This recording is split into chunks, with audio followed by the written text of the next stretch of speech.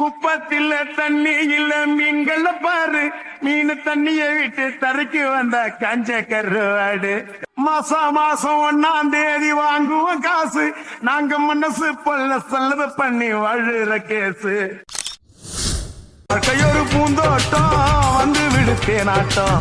தேவையில்ல போராட்டம் சேர்ந்து புட்ட கொண்டாட்டம் வாடியக்கா